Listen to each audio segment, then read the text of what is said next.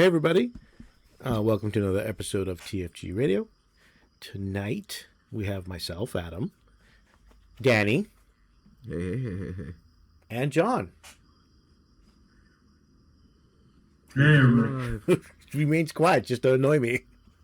I don't miss that. Oh no, what are you talking about? I said hi. I know. It was a long pregnant pause. Is it not picking up all of a sudden? Tom is not with us. He is MIA with his 10th kid. I think it's 10. We never figured that out, huh? No. I think he's, I don't know, probably in double digits by now. John and I were talking about that the other day. So, I think it's 5. I'm gonna say 4. Danny? I think it's 5. I hope not. Let's see, it's his oldest is a girl, and then there's, I think, the 2 boys, and then girl, and I think there's another boy. I don't know. He's gonna listen to this and be like, "Fuck you guys." He's not gonna listen. He's too busy working. Sure. Mm-hmm. So, real quick, we are really just going to discuss 11th edition like everyone else has, because that's the new hotness. Nobody cares about anything else. We do have RMO coming up, or I have RMO coming up, but we'll discuss that in a little bit. I believe last time we talked about the charge phase, how the armies are built, the detachments with the 3-2-1 points. I think we talked about stratagems where you can only use 1 per phase on a unit, so no more stacking. Right. So far, so good from what I'm hearing. I know one of the other things that was mentioned was that the way the fight phase actually works. Mm-hmm. So basically, you do pile-ins all at once. So if you have 5 units in close combat, then you do the pile-ins for all 5 units. Mm-hmm. Which I can't remember if that was ever done before. I want to say it was, but I don't remember. If I remember right, there was it 4th edition, you would declare all your charges, roll all your charges, make all your moves. Right? Yeah, I think maybe 4th or you did them all. Okay. At once. Because I think it was 8th when they started to separate. I think so. By unit. Because I remember for a while, I had to remind people to finish their pile in and consolidate before moving on to the next unit. Because I think it used to be all at once. Yes. Yeah. Because I remember that's something we had to do all that stuff. Yeah. That was constantly remind people of that. For us, that was go back and do this thing. Well, you're 3 fights later. Yeah. So you do all the pile-ins at once. You do all the fights. One huge change is that fight first. If 2 units have fight first, it's the active players who gets to choose who gets to fight first, not the non-active player, which is what it currently is in 10th edition. So I don't know how useful fight first is now. 10th edition was never even clearly defined. They kept saying they were going to clearly define it, but you always had these weird counterintuitive edge case scenarios. That always felt like a gotcha. No, towards the end they finally said that they clarified that if both units have fight first, then the non-active player gets to fight first. That's what it was. Right. But that wasn't till the end. Yeah, before that it was kind of weird. It was a long time. But fight first has been weird for forever since they started using it. So, but I mean, the whole concept was yeah. I don't know. I never liked that entire concept. Fight first. It was much simpler. Yeah, I never liked the concept. It shouldn't be. It was always simpler when it was the charging unit gets to fight first. Cool. You want to go back to initiative? As soon as they started adding all. This sounds like pro initiative. Yeah, that's what it sounds like to me. Let's do it. Let's go back. So you want to play horse here? That's what I'm hearing. I mean, we're already going back to weird missions, so let's just go ahead and go back. I know, right? We're back to horse here, so we're back to 7th. We're in initiative. Nobody takes a power fist. No, what we really need is we need armor. We need armor values again and facings. Well, we already got. Okay, we do not need facings. We do not need facings, and we do not need templates. I do miss the armor value. Oh my god. I mean, yeah, it made it more interesting. It was more dynamic. Yeah, I mean, and also like when you had like, but then you had to roll in the penetration table, and like there was like, was it 4th edition where like there was no point in taking a vehicle if you weren't Eldar. Right, like if you weren't Falcons and Wave Serpents, there was literally no reason to be taking any type of vehicle ever. Well, they brought the chart back in the, I think it's the Armageddon book for their narrative stuff. Oh boy, chart time. The old 6 is explosion, 5 is immobilize or minor damage. Chart hammer 40k returns. So a few people had flashbacks and like PTSD when they saw that initially, but but I think it's in the Armageddon book. So, but yeah, so that's as long as I'm not adjudicating where templates land. Right. Well, that wasn't mentioned. It was just that chart, and I don't know if fight first matters now. I guess it matters if your unit survives and going to the next round. Yeah, it definitely takes away kind of the power of fights first. I actually really like that it became a defensive mechanism for units. But I mean, I guess it's still, if you have a way to get into combat with like surge moves, which do not seem to be going away, then I could see it, since surge moves usually don't count as charging into combat. But if you have an innate fights first, then you have a chance to swing before your opponent does. Right. So, I mean, I guess I see that, but that's probably a pretty limited availability to things. Yeah, I don't know. The codexes are all still good for the new edition, so that'll be interesting, especially with what they decide to do with when they update them to get more in line with 11th. Right.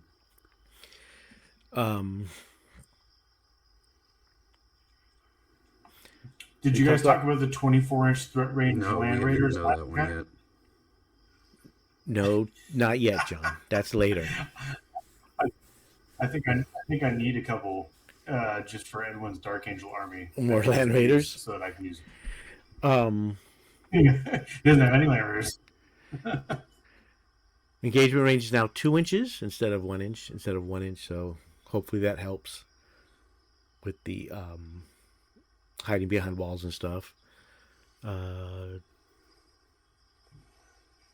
hidden roll. People underestimate the difference between 1 and 2 inches. It's a big advantage.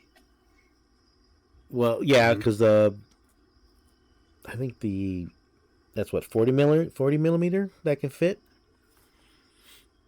Yeah. Mm-hmm. For sure. Yeah, maybe a 50 depending, but that allows some of the larger bases to, like Terminator bases, things like that, to fit through the wall. No, definitely 40. I don't think 50. Yeah. They talked about the deep strike is now 8 inches because you have to measure base to base when you make the charge. Right. Which will take some getting used to, and especially when you say it out loud, because you're like, well, if I'm 8 inches away, why do I need a 9 inch for the charge? Because even though you're 8 inches away, you still need to roll a 9 for the charge, to make the charge. Because you're over 8 inches, and you have to go base to base, so you need a 9. You can't roll, 8.5. So, and if you can, check the dice. Into base to base, right? Yeah, you have to make base to base in order to. Even though it's a 2 inch engagement, you still have to go when you do the initial charge. It has to be base to base. Yeah. Right. Somebody has to. One person has to be able to make base to base. Yeah. That's why it's still a 9 inch charge, even though you're only 8 inches. Oh. You're over 8 inches away. So that really doesn't change. They talked a little bit about the missions, but not too much. So it's just like, And John, we talked about, I think you made the meme about player place terrain, since the players will not have to place the terrain for every mission, because every mission will be different and every No, I know. table will be different, ideally. Yeah. I do like how people got all mad about that. And I'm like, look, I wasn't being 100% serious, guys. Like, I know it's not actually player place terrain. It's just, but you have to change it all Yeah. the time. It is, but it isn't. That was the point. Yeah. No, that's fake news. There's not player. I'm like, okay, yes, I get that there's like, I'm not choosing, but I Right. still have to do the work. Right. And I'm opposed to doing the work. It's like, look, I'm just lazy here. I'm not opposed to having to think. Like, if it's going to be player place terrain, then I'd rather have to think about it and do it myself, like we used to do. I don't want to have to do the work. That's what I stopped being a TO so I wouldn't have to do this shit. Now I got to do it. Yeah. I mean, I'm just concerned about what happens when, you know, you're setting up an event and how you have to design tables to facilitate the fact that some people might be playing, long ways, some people might be playing short ways, right? And like, how do you physically fit that where you're going to have tables just doing different deployments like that? I think they mentioned that what they're going to suggest are which layouts to use, or which I think deployments or something like that.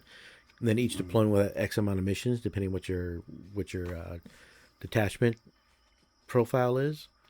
So I think you can keep the same deployments. It's just different missions, and there's like 5 different missions or 3 missions. I forget. There's like 45 different missions apparently. So, oh Jesus, yeah, it's perfectly balanced in every way. And it seems like this is just for primary. That secondary is still secondary is still something else. Yeah.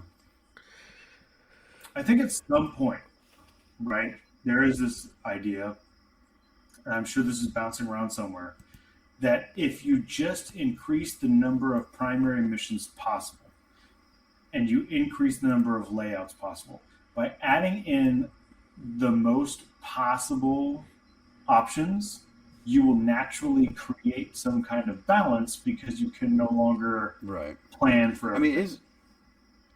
I mean, I am sure that was bounced around someplace, somewhere, and they were like, "Cool, let's try." I mean, I do get that. I think actually it'd be interesting to see what kind of happens with the high level players, because a lot of them, when they're going to an event and the mission pack is published, right? They sit there and they look over what missions they're going to do. They strategize, right?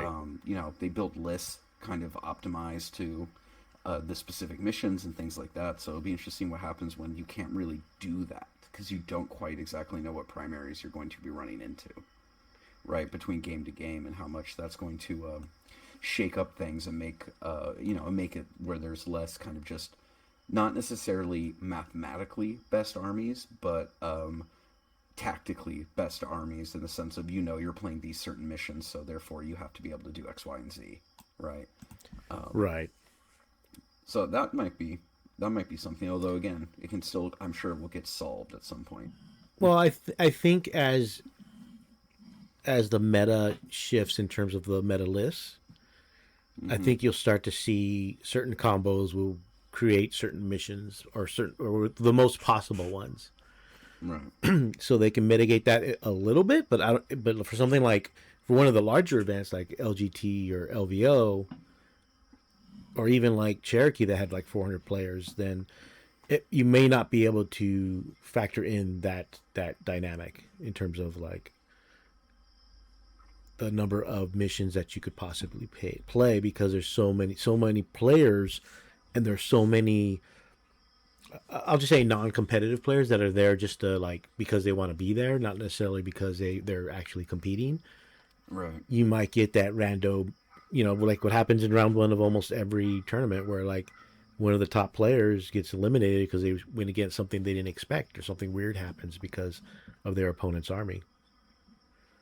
So I think in this regard, it might be the mission, and maybe their army isn't cut out for the mission, but supposedly whatever missions are available are ones that the either army should be able to accomplish. Right. So I'm just curious what that will be, because we've only seen a couple of the missions. We've only seen, I think, 2. We haven't seen the full breadth of what's out there. So. Mm-hmm. So we'll have to see. And speaking of terrain, GW, I don't want to say did it again. Are we going to talk about nubs? Nubs, all the nubs, the big terrain debate about nubs, if they're necessary or not. Nubs. I don't know if they are. I never thought I would hear about nubs much in Warhammer in my life. Well, it's here, so we have to talk about it, whether it's needed or not. So we'll see. I want to know what the pro-nub debate is. I think people put it because GW has. It's one of those things where GW does it, so they do it. Right. Because they want to be as close to GW as possible. What is the fidelity of nubs on my terrain base? What is the virtue of having nubs upon my terrain bases? Because then it looks more natural? I don't know. Instead of just straight lines. Mm-hmm. I mean, I think it's honestly a response to the number of people who have been giving a giant ration of shit to competitive 40K about how everything is just line of sight blocking boxes that look terrible, right? And like there's no windows and everything is cookie cutter. I think it might be a way to like kind of get away from that aspect. Yeah, I saw on YouTube. I saw a video for one of the War Games Live events. I forget where it was, but all it was just literally just L's, just like 12 pieces of L's of various sizes. And I'm just like, this is fucking stupid. I don't understand. Who could have predicted that it would just be Nova L's? Who could have predicted back then in 7th and 8th or 8th edition? I'm sorry, 8th to 9th, that we would all of a sudden everything would just be Nova L's. I don't know who could have predicted that. No one was saying it. We're gonna have to go back to some shows from the past. Yeah, so we'll see what happens when they put out the tournament companion, because one of the things I like about the terrain rules is that it for now it appears to me that it doesn't matter too much what's on the actual ruins template, since it's as long as they're on the template, they get the benefit of -1 to their ballistic skill, which allows stores and even allows stores anyway that run events like mine to use what's on hand, as opposed to like frantically buying or printing or building a bunch of sets of terrain, because that has to be all the same, because that's what's in the packet. So like, for example, we have a destroyed Warlord Titan, a bunch of terrain. We have a bunch of Tyranid Spires terrain. We have a bunch of Tau cities or Tau terrain or Tau buildings. So now we can use those and put those on top of the ruin pieces, and everyone just gets -1 to hit, essentially. Mm-hmm. So stores just that may make not... sure you run to Michael's and get construction paper to cut out nubs.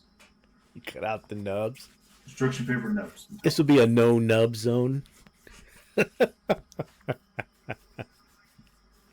sounds nubs like allowed. It should be gross, but I'm not sure. So it actually. It also sounds like it could be ableist. That what? Also sounds potentially ableist. God. Oh. So I'm actually looking forward to it, to see what the rest of the rules are. Yeah, I mean, really, I really don't like the drip of rules, just because it's so hard to actually get an accurate picture without seeing everything. And then people jump to conclusions, or people start getting assumptions, and then get upset when it doesn't quite work the way they think it does. Right. Like it's just. Yeah, I think it really is like a case of with the new editions, having lived through God, how many new editions have we lived through now? Well, I started playing seriously in fourth, right? Like it's almost better, I think, to just not pay attention at this point and just wait for the actual rules and just play. Like just pretend like none of these things are coming out because you're just going to get upset when things don't work the way you think they work. And like reading through things that people are like, "Hey, this thing's cool. Look at how it works," and then like 18 people dogpile that person are like, "Bro, can you read?" And then you're just going to be disappointed. I think it's better to just keep playing the current edition, and then when the new edition comes out, buy it day one and go figure it out. Because like otherwise, like Danny said, the drip, drip, drip kind of could drive you crazy. No, I agree. Yeah, I mean, it's yeah, especially because this isn't an overhaul, right? This is like a tuning. This is really 10.5 or something like that. I get it when it's like, hey, we're doing a pretty big change. We're kind of, changing the actual guts of the system. We're going to go back to indexes. Then I can definitely see the like, here's kind of slow rolling you into it. But just, this way, I don't know. It doesn't build excitement for me. And actually, I mean, this is a for me thing. I feel like it actually kind of takes away my excitement to even play right now. Being like, well, the rules are going to change in 3 months anyway, or 2 months. Like, why bother? Yeah, but I think that's just common with an edition change, not necessarily the drip feed of rules themselves. That's what I'm saying, man. Put the blinders on, pretend it doesn't exist. Although the new detachments are the usual end of the end of editions. Yeah, we can talk about that now since well, I don't think there was anything else from the 11th edition. I really want to see how they tackle the battle shock / morale. Yeah, that's again. I really feel like if like battle shock has been so useless, like it's really not that big of a deal. No. And it would be really great if there was like a actually bigger penalty attached to it, like what we've talked about of like you don't get to use your special abilities, right? Like, right. Yeah, having played Chaos Knights a lot in the last year, like when I went to LVO and all that stuff over summer and playing it over summer, I was like, cool, I get to cause all these battle shocks. And I'm like, wait, it doesn't really do much. Like I was able to battle shock a bunch of units, but it's like, okay, so all right. Maybe every now and then I got to control an objective I wouldn't have. Right. But it was pretty rare. Yeah, I don't. Yeah, because I mean, there's those detachments that really focus, and an army, Tanny, that really focuses on battle shock, but it's either hard to pull off or it doesn't really matter. So, yeah, I would love to see a return of Fear of the Darkness, where you can just make armies run off the table, where units fall back. Yeah, you just drop in a bunch of psychers and cast Fear of the Darkness and make Tau armies melt. It was fantastic. I'm sure they'll love that, since it looks like denser tables won't be able to shoot as much. You just have to wait till they get into your backfield where there is no cover, and then you can blast them off the table. Well, that's true. So speaking of new detachments, new rules, the one I was telling John about earlier before the show, before he came on, Danny, there's there's 2 Space Marine detachments that are in, I believe it's in the Armageddon book, but GW decided to publish them early. So one is Armored Spear Tip, and that one allows the unit getting out of the transport to make an extra move. And they created a new keyword essentially called Heavy Transport, which is anything with 14 or more wounds, so basically a Land Raider. Right. There's things like, here's a new classification and here's a bunch of cool rules for it. Yeah. So like units get an additional, they can move up to D6 inches when they disembark. Or if it's a heavy transport, it's D3 plus 3. There's an enhancement that if the character's in a transport, they get the Scout 9. What else is there? There's a couple of there's a there's a stratagem that lets a transport move through buildings if they weren't there. If it's a heavy transport, they can move through enemy models as long as they don't end in engagement range. And there's this reminds me that it's the end of the edition. There's a stratagem that lets a heavy transport make a normal or fall back move. It has to be destroyed. So if a Land Raider is destroyed, you play this stratagem. You can move the model. They can make a normal move or fall back before you roll for Deadly Demise, which includes, and then the embarked unit can get out, and it can perform a emergency disembarkation. And while it's moving, you can move through enemy models. You just can't end with, and can move within engagement range, but you can't finish within engagement range. And then you roll to see Deadly Demise. Oh, and it automatically passes any desperate escape tests, which seems to be a new thing.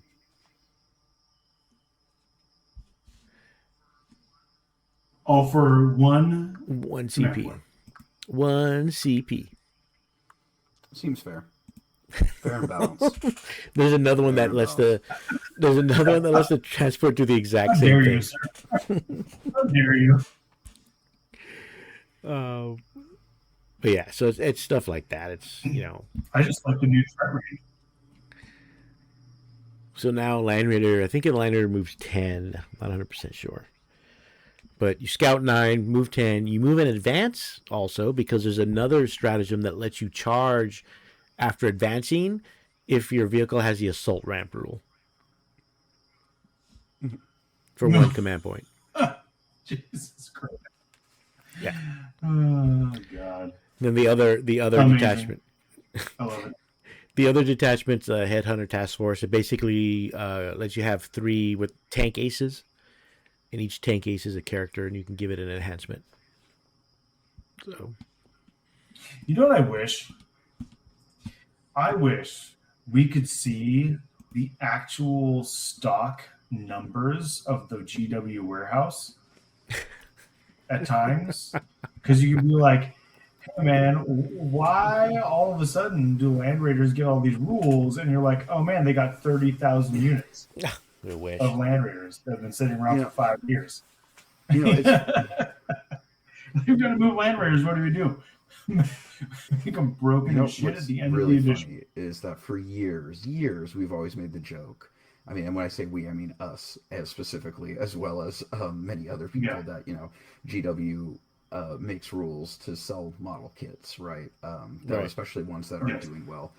And it's really funny as we've, been doing this for so long and have insider information of just how information poor GW has historically been. Like, they don't keep track of stock. Like, they don't really know how much things are really selling. And I wonder, and now it's like with especially the era of, AI and big data, if they actually have something like that now. So maybe they really are like, oh, wow. We haven't sold Land Raiders at a consistent clip in forever. Yeah, Claude. What should we do? Claude AI is like, bro, what do you guys do? Bro, make Land Raiders good. We have too many of them. I will say this, having been to a few tournaments, is that I have seen more Land Raiders recently before this detachment even came out, mainly in Custodes armies. 3 Land Raiders in a Custode army. So yeah. I've seen that uptick. I mean, there's always been skew lists with them. You know, it'd be even better. I think it'd be even better, Danny, if they turn on Copilot, and Copilot's like, I'm picking Copilot, of course, because it's the worst one, right? But they turn on Copilot, and Copilot's like, you guys know that all those wave serpents at the bottom of the ocean don't count purchase stock anymore, right? Like, what?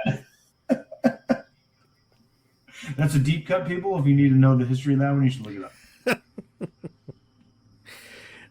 The other big one, or the other one big one that I know of, is the orc detachments, which is the Speedwog and the Blitz Brigade.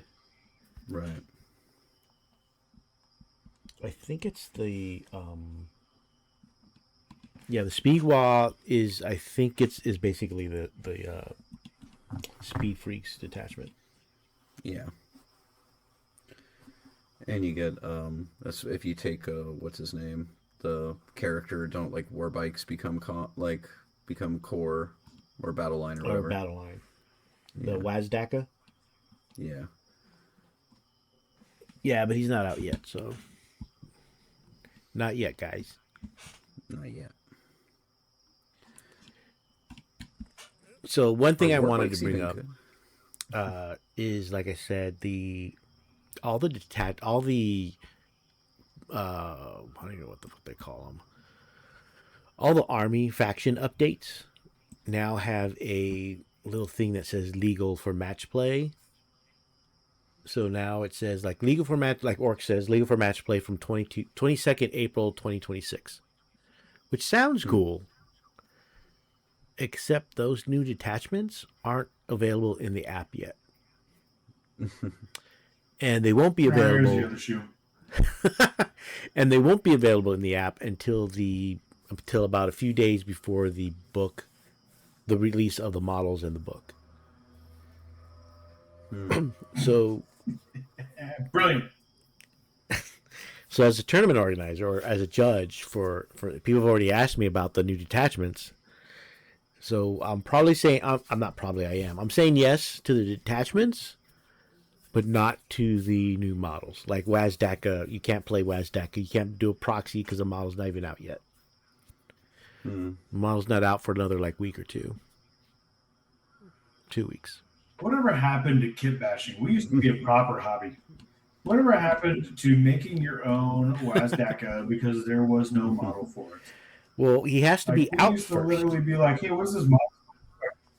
Do you remember in 5th edition when they put out the Space Marine Codex and there was literally 0 models for any of the named characters? You had to kit bash your own Vulcan Histan until the end of 5th edition when they finally put him out when he sucked. Yeah. And you were like, oh, cool, there's a model for this now. Nobody plays salamanders anymore because they're terrible now. Whatever happened? We used to be a proper hobby. Chapter House. Bring back hobby. Make hobby great again. Yep. Chapter House happened, John. Chapter House happened. There's another terrible deep cut. People. Those are terrible people. That one's probably more famous. Famous deep cut. Super. I don't know why. I think it's hilarious that there's a container of wave serpents and falcons at the bottom of the ocean. It'd be funny if they started washing up on a beach somewhere. I know, right? Hey. Just random plastic sprues because the boxes have disintegrated in the salt water. Yeah. You just have to find the correct sprues. Yeah, so I think most TOs are allowing the detachments, but not the characters, because the characters aren't out yet. So I have to send out the day of the recording is Thursday, so I have to send out an email tomorrow about to the RMO players, just let them know that because the lists are due on Monday, to let them know that if they want to use the detachment, they can. They just can't use the characters or the models because the models aren't out yet, which includes all the new Armageddon stuff, all the cool World War II. Is RMO that first weekend of May? The RMO's next weekend. It's the weekend of my birthday. Yeah. I get to spend my birthday with a bunch of nerds. Yeah, the first weekend of May. Yeah, I get to spend a bunch of nerds in Denver. Whatever, you like it. I don't know about Denver, but pretty normal. I like Denver. I like Colorado. Colorado's okay. It's okay. It's I don't get to see much of it because it's kind of the 2-day tournaments I don't see a lot of because it's a quick turnaround for me. Right. fly in, do the event, then fly out. Where You the just got to larger, extend it by a couple of days. Aren't you practically retired? I'm trying. Just What? extend your vacation. Oh no, all my vacations Just tied extend to your vacation. all You my don't have vacation extra time is time. tied to events. So yeah, so like the longer events like Cherokee or ACO or LVO, because they're like 3 days, I get to go in a little bit earlier, spend at least one day just like looking around or whatever. Right. We used to be a proper country where you could just call out sick and do whatever you want because nobody knew where you were. You could just extend whatever you wanted. And now everybody's got tabs on you, and you got to like call in, you got to work from home, and all this nonsense, and turn your camera on, and please prove your location. It's We more ruined that things, man. it's We more had that to- I need to save my sick time for actual doctor's appointments. Right, well, Too many doctor's eat appointments. better, I guess. No. So yeah. So getting ready for Armo. I built one defiler out of the two that I have. Yeah. Oh, I still have to build mine. So it's pretty cool. What's that kit like to build? I've heard on a couple of Reddit threads it is not fun. The early stages are hard because they do that thing where you have to have connect two pieces and there's no solid way of connecting them. So that I hate that. Yeah. So when they're connected, one piece can just can move freely because then you have to connect the other pieces.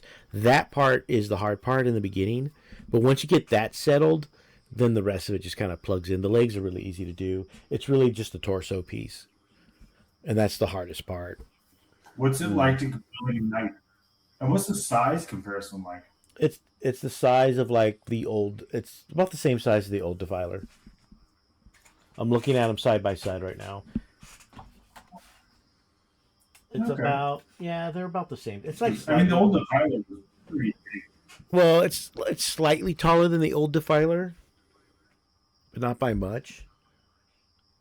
Old Defiler's wider. Yeah, I meant like the footprint. The footprint of the old Defiler was. I mean, it's the same base.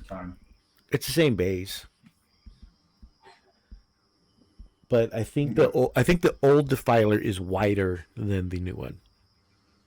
The new one's just a little bit taller. Okay. So I'm running both of them. I'm going to run both of mine as like gunboats. So and the main cannon's the ectoplasma one with the nipple guns and the 4 las cannon shots. So it's a lot of shooting. So the question is, Danny, can you run them in your world leaders as like No, I'm going to run them as a gunboat. Because that's really really we have leaders? plenty of pop, right? Like I don't really need that much more melee threat. What I need is something that opens up transports. But Malor. Hey, they use guns too. Jesus. Short range pistols. But yeah, I've been trying to play with the list of using them with in the Corn Demonkin, so it's just Defiler, Angron, Bloodthirsters.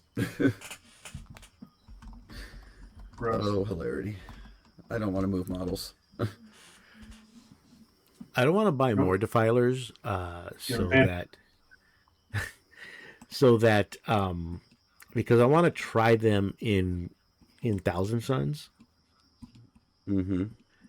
Because in Thousand Suns they could overwatch. They overwatch on a 5+, and if they're within X amount of inches, 9 inches of a sorcerer or psyker, then it's on a 4+. Right.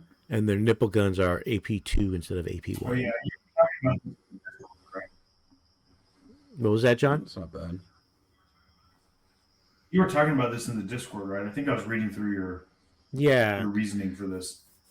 And they they have a 6+. Well, they have a 6+ feel no pain, and they have a better AP on the smaller guns.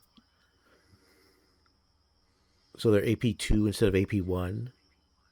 Each one is different. Each Each god specific defiler is different.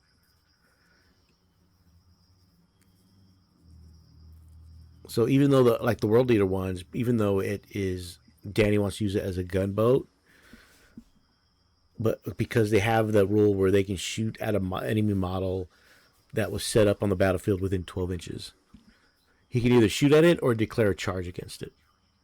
Mm-hmm. So yeah. So I have two, and then I bought two units of mutilators. So I don't know. They get to reroll the charge. And they basically do mortal wounds on the charge, and it's a lot of mortal wounds. So I'll probably try them out. And then so all I need is the Vashtor to do, because I want to run the what's it called, the new Chaos Detachment, where they can it's all vehicles and with Vashtor, and they all get the Soul Engine keyword. So they all benefit. Right. Yeah, so they all benefit from Vastor's some of his rules. So I swear to God, I had a Vashtor. You're just getting ready because you're convinced Perturabo Demon is coming out, and you want to play Iron Warriors or whatever. If that model comes out, I am building an Iron. I have an army and the model of every Demon Primarchs put out so far. So it would just add to that. I don't know why we got to get more Demon Primarchs before we get Lino. Don't be jealous because you only have two. Because you only have two Primarchs back there, John. What is it called? I'm trying to find it. Hey, look, that's racist. Cult of the. Let's get a couple. Cult of the Arcaphane is the detachment. So. Mm-hmm. So that's where I'm at. I'll probably get back in the league once 11th edition drops, so I get some games under my belt, so I can actually learn the rules, because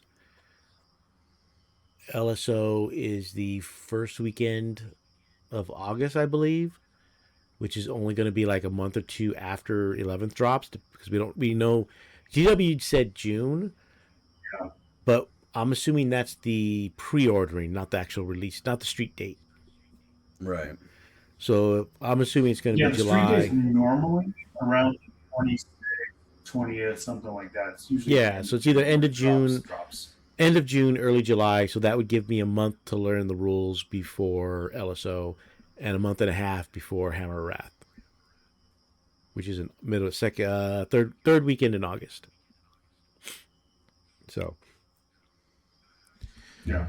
I'm going to have time again to start playing around the time that drops. So I'll have the chance to be able to come back at the beginning of the new edition. It'll be good.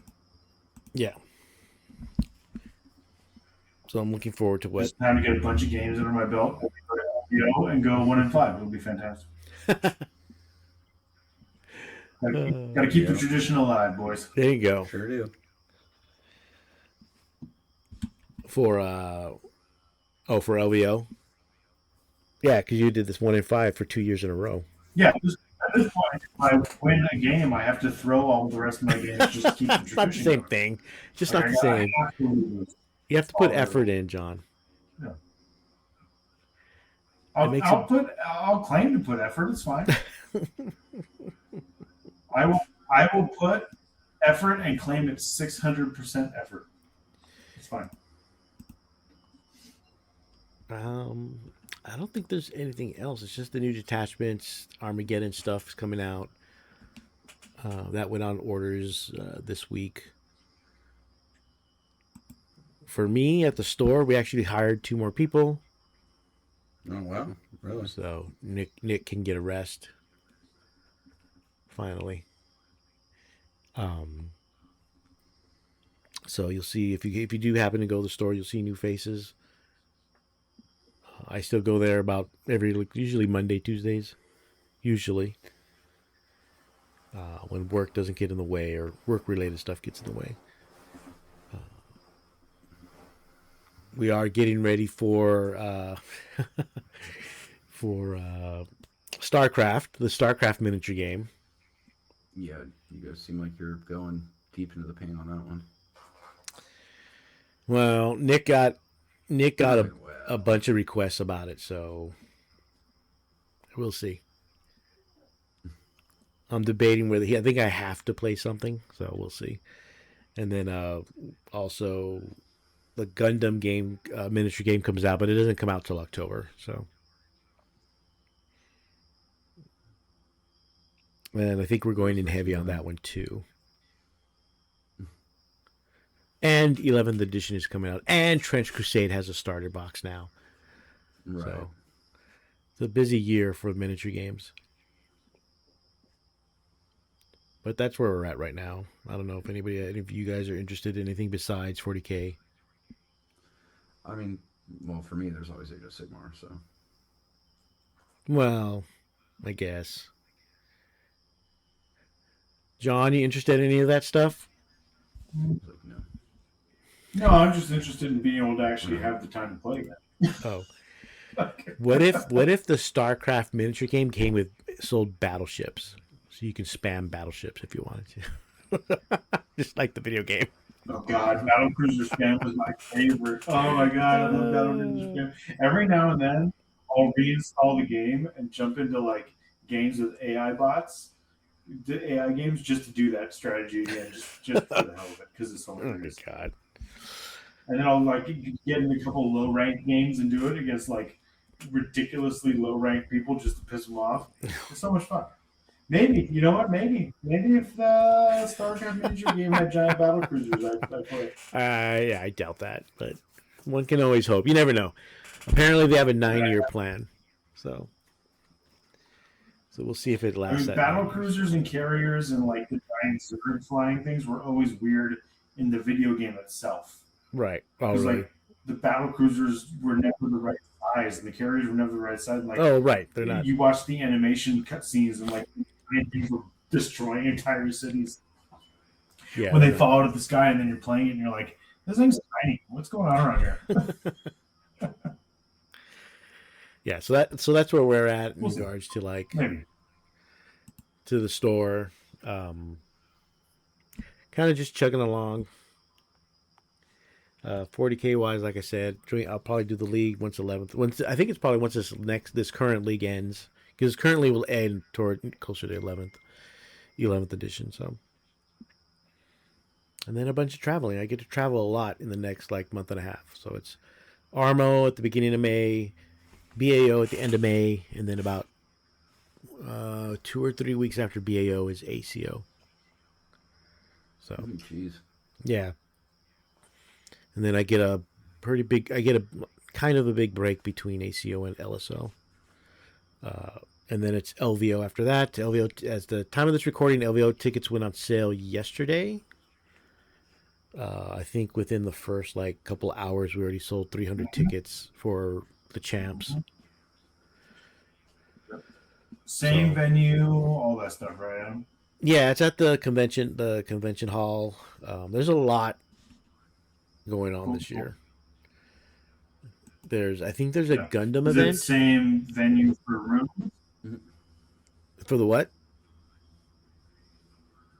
Are you still partnered with the same casino for rooms? Still Golden Nugget? I don't know. A room block wasn't mentioned, but I think the official, because there's a hotel literally across the street from the convention center that wasn't open last year. Right. When tickets went on sale, but it opened like a month AC before. So yeah, I don't know if there's a room block. I think the official FLG hotel might be the Golden Nugget again. It was, we're there for LVTT, so it wasn't bad. I kind of like it. I mean, I like it. I'm cool with that. I like being downtown. It's fun. Yeah, it's like literally 3 minutes away. Yeah, it's like a long walk from the because in October the weather is nice enough you can just walk. January not so much. It was super cold when I was there for LVTT. So if you plan on going to LVO, make sure you buy tickets. I think they're doing I think there's a Catan tournament. I know that for sure. I think there's a few card games. Oh my god, I'm gonna enter Natalie as a joke. I'm totally gonna enter Natalie in the Catan tournament as a joke. You should. You should enter. You should enter in. I'm gonna get off this podcast and go tell her about it immediately. Yeah, let me double check. It's like a regional qualifier or something like that. Because I know it's like, so just like everything else, it's like, as you know, Warhammer, Age of Sigmar, Kill Team. There's a Flames of War, Team Yankee, for those that play historicals, Legion, Star Wars Legion, MCP. There's War Machine, Danny. I mean, some of those. I mean, the new models look pretty sick. Yeah, I don't. So War Machine's kind of weird because we have a few boxes, but not. They're still sitting there since we opened the store. Right. But there's someone that wants to like champion the game, so we'll see if it happens. And they'll be sitting there 3 months from now too, and 4 years from now. There's Old World, Blood Bowl, Horus Heresy, Malifaux, Epic, Underworlds.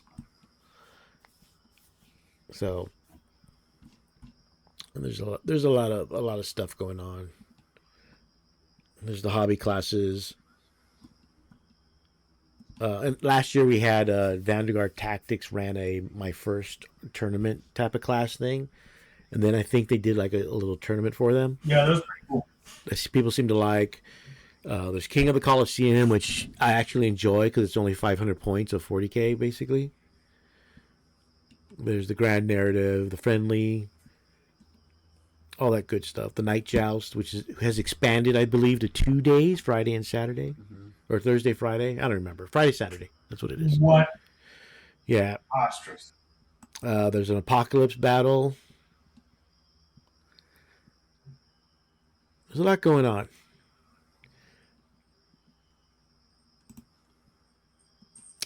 There's an Armada. Armada's being played.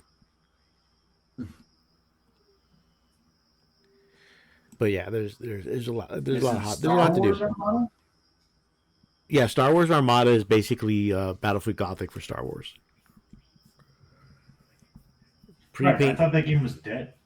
It is, but if someone's willing to run it, there's I don't know about now, but when it first got squatted, there were 3 fan bases vying for like to be like quote unquote the official, unofficial version of Armada. Of course. So I don't know which one is pulled ahead in terms of and there's a shit ton of classes, of hobby classes, so much as your heart desires. I mean, John, if Natalie is interested in playing in the Catan tournament, I'll have to ask how to sign up. I think you have to sign up through them, not through FLG. I mean, I'm sure she's not interested, but I'm totally gonna look into doing it. Just tell her you signed her up. She said, "Oh man, I signed you up for Catan. It's for the regional qualifier." I don't even know what that entails. Oh, that'd be great. I'm sure it'll go over really well. It'll sure be fine.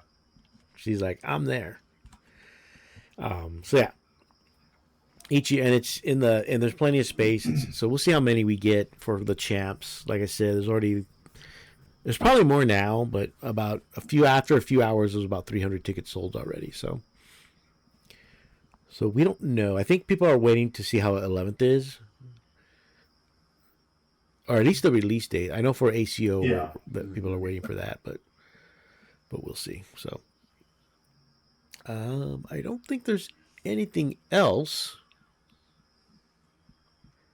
John, Danny, you guys have anything else? Any topics you wish to discuss? No. All right. We covered Land Raiders. Catan. Catan. Yeah. So, all right. Well, I think we'll call it there then. John, any words of wisdom for the masses? Yeah, don't freak out about things until they're released fully. That's no fun. What's the fun in that? Need a good freak out. Look, in my old age, I'm a lot less fun. I used to be a lot more fun when I was hip. Danny, any words of wisdom? That's the usual. Play games, be nice to each other. All right. Well, thank you everybody for listening. As always, don't forget to like and subscribe if you're on YouTube, or to subscribe to the channel or the podcast if you're listening to it on the podcast. We'll be back, or at least I'll be back, probably after RMO, which would be in basically 2 weeks, hopefully, knock on wood. Unless I get, deported or something, which is a possibility. So we'll see you then. You never know. It's always in the back of my mind. But yeah, don't forget to like and subscribe. Always appreciate it. If you see me at RMO, say hi. If you see me at the store, say hi. Always appreciate it. If you can, stop by the store. We're in Old Town Pasadena, 42 East Colorado Boulevard.